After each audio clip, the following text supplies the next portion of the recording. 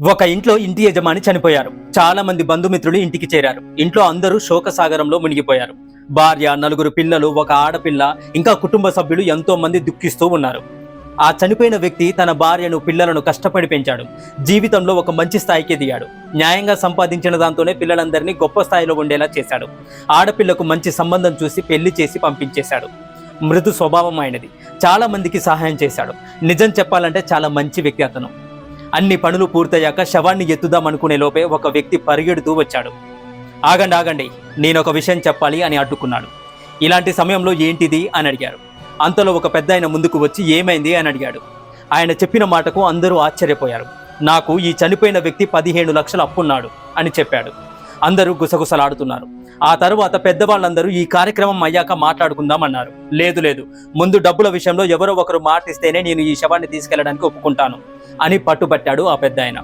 ఆ నలుగురు మగపిల్లలు ఆయన దగ్గరికి వెళ్ళి, మా తండ్రి గారు చేసిన 15 లక్షల అప్పును మేము తీర్చలేము, అసలు మాకు సంబంధం లేదు అన్నట్లుగా మాట్లాడారు. ఆ నలుగురు కొడుకులు అప్పు తీర్చడానికి ఒప్పుకోలేదు. అందరికీ ఈ విషయం చాలా విచిత్రంగా అనిపించింది. ముందుగా ఈ పని ఎలా జరగాలి అని పెద్దలందరూ చర్చించుకుంటున్నారు. ఈ విషయం చనిపోయిన వ్యక్తి యొక్క కూతురికి తెలిసింది. ఆమె ఏడుస్తూ బయటికి వచ్చింది.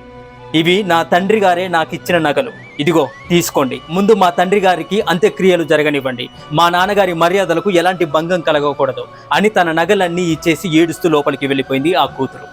తర్వాత అందరూ దహన సంస్కారాలు పూర్తి చేసుకొని వచ్చారు. నగలను తీసుకున్న ఆ వ్యక్తి లోపలికి వచ్చి ఒక మూటను ఆ చనిపోయిన వ్యక్తి యొక్క కూతురు ముందు పెట్టాడు.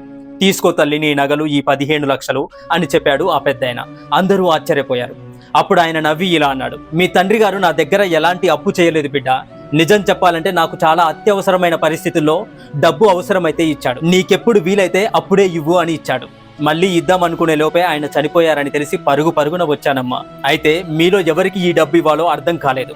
ఇంతమందిలో ఎవరికి అర్హత ఉంది అని గుర్తించడం చాలా కష్టం అనిపించింది. అందుకే ఈ నాటకం ఆడానమ్మా, తీసుకో బిడ్డ అని చెప్పి వెళ్ళిపోయాడు.